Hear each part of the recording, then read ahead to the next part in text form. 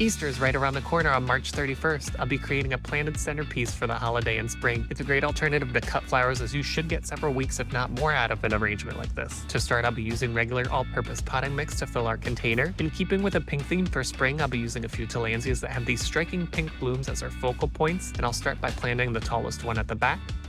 A little lower, I'll be using a few ferns which will keep the arrangement fresh and light while also filling up some of the space. Additionally, to fill some of the space, I chose this perennial, which will add more flowers and pops of pink to the arrangement.